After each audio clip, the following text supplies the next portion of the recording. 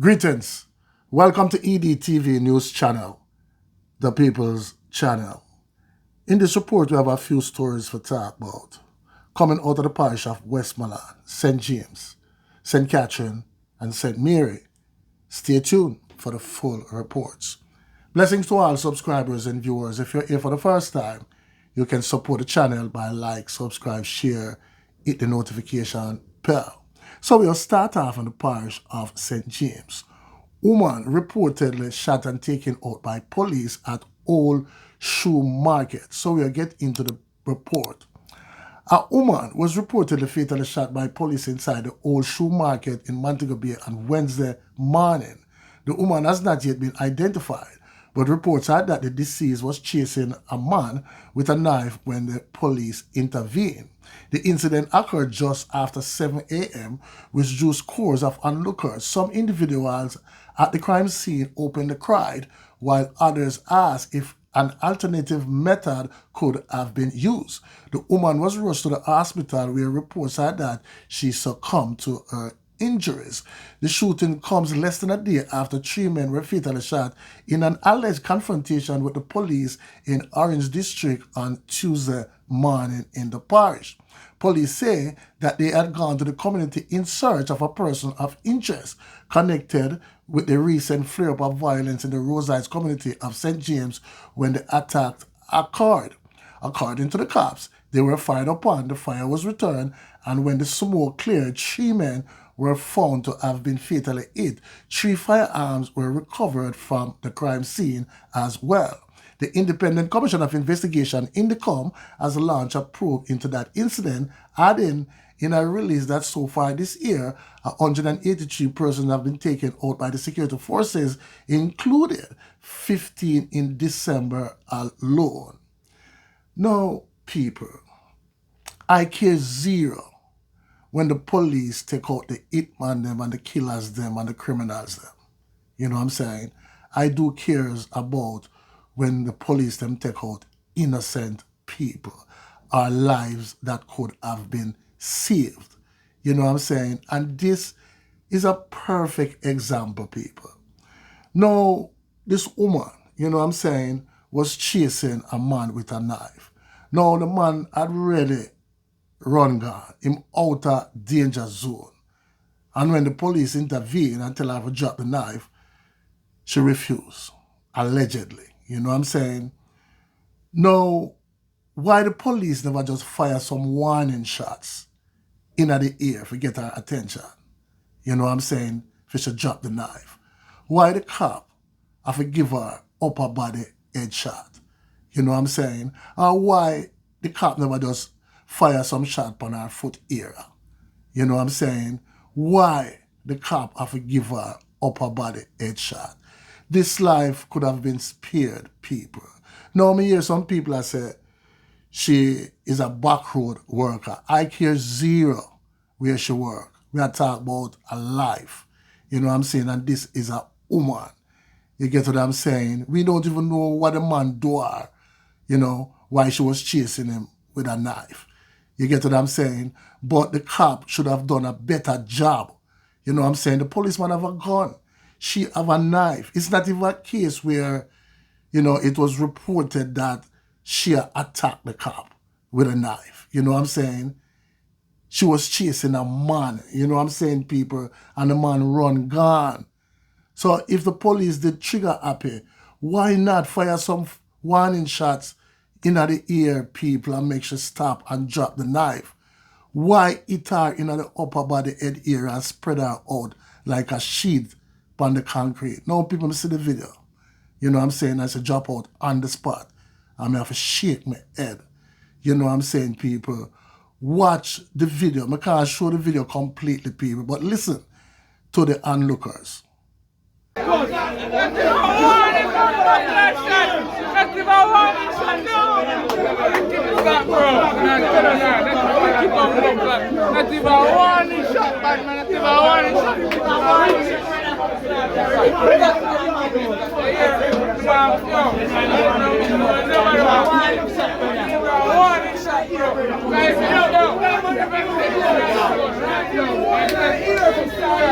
kill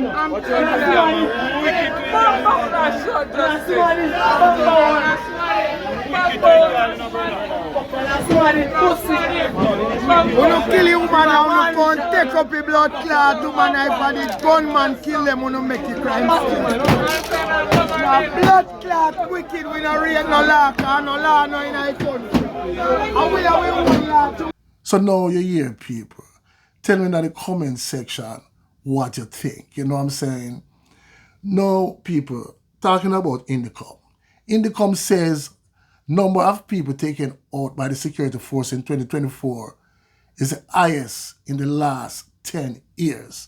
The Independent Commissioner of Investigation, Indecom, has reported that this morning's fatal shooting incident in St. James has brought the total number of dropout from such incidents involving the security forces to 183. 3 men were taken out in the incident which occurred in Orange Street in St. James. Assistant Commissioner of Indecom, Amish Campbell, noted that the number of people taken out by the security forces this year is the highest in the past decade. He stated that the number of fatalities has been rising annually since 2019 when over 80 people were taken out by the security forces. Assistant Commissioner Campbell once again called for the implementation of body-worn cameras, particularly during targeted operation. Listen to Amish Campbell. We've said it a number of times, but unfortunately, the fatal shootings this year in 2024 have now reached 183 people have been fatally wounded by the security services, primarily the JCF, and we haven't had that number of persons killed by the security forces in over 11 years, and we've seen it increase year after year for the last 5 years. So it is disappointing to see this level of fatal shootings. As I said at our press conference the other month, the greater majority of these fatal shootings in the last months have come from planned police operations by various fugitive apprehension teams and specialist units. And not a single one of them had body-worn cameras being deployed. And in fact, in the one body-worn camera which was reported to us last 2 weeks ago, we now discover it wasn't turned on. So I think in 25, we really would expect to see a different approach to some of the policing operations, and certainly the deployment of body-worn cameras which are actually turned on and actually work, and a reduction back to what we saw in the earlier years 5 or 6 years ago. So now you hear people, tell me in the comment section what you think. Now people, we'll move on. This time to the parish of Westmoreland. Westmoreland police probing the dropout of a pregnant woman in Little London.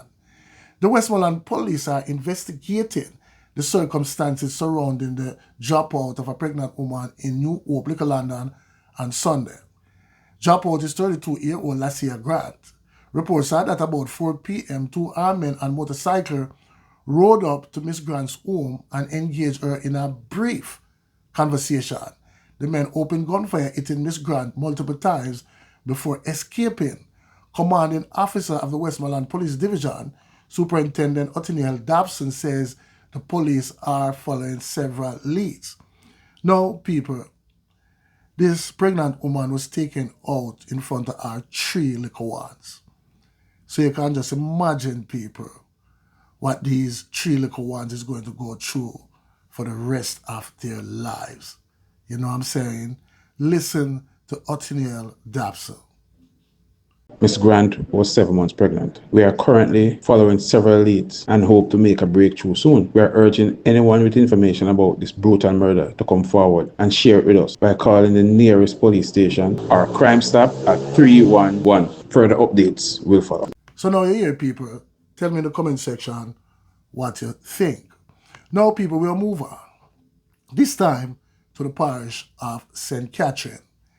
Detectives probing the dropout of veteran journalist Barbara Gale have charged 24-year-old Travis Ellis for her dropout. Ellis was formally charged with murder Tuesday evening. He was also charged with a robbery with aggravation.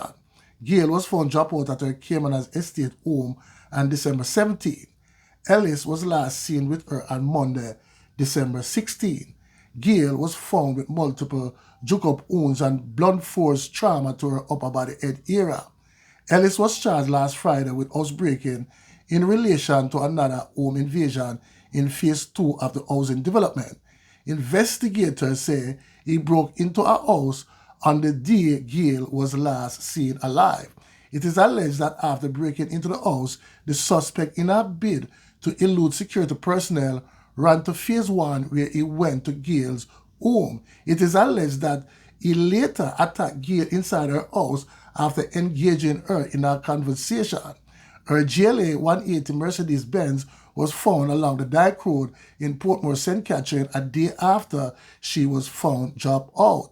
It is believed that Ellis drove the vehicle into the location after Gail's drop out. Investigation is ongoing. Now, people, this piece of crap here. I'm a 24-year-old and Gail is 77 years old. A 54-year-old difference. That means she could be his grandmother, people. This is a worthless boy. Trust me. And I only open up, people, that when him face the judge hand him the whole book, you know what I'm saying, and send him where for life. This is not a person that's supposed to come back in a society, people. You know what I'm saying? Because, no, it could be his grandmother. You see me? So, if you want rob our car or rob the house or any valuables in the house, why not just tie up our tool and leave her and gone with where you want to go with? That means when neighbor come, them could have see her alive, but instead, you take her life away, man. 77-year-old, and you're 24 years old, a 54 years difference. You know what I'm saying? And you know, think about your grandmother or your mother.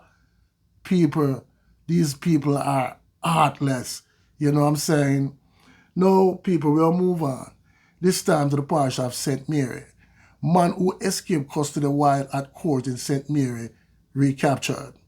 A man who escaped custody while at court last month was on Tuesday apprehended by the police during an operation in Frontier District in the parish.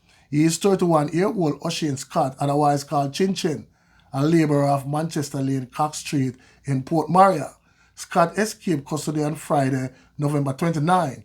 He was scheduled to appear before the Port Maria Circuit Court to face charges of attempted rape, larceny, assault at common law, and unlawful wounding. The police reported that Scott was being escorted by the police corporal from a restroom back to the holding area. During the escort, he reportedly assaulted the corporal and managed to flee through the main gate on Warner Street. During the operation on Tuesday, the Port Maria police report that Scott was walking along Warner Street about 8:04 p.m. when the police saw him and asked him for his identity, which he failed to provide. He was accosted and taken into custody and was later identified. So there you have it, people.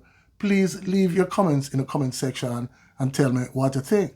One aim, one God, one destiny.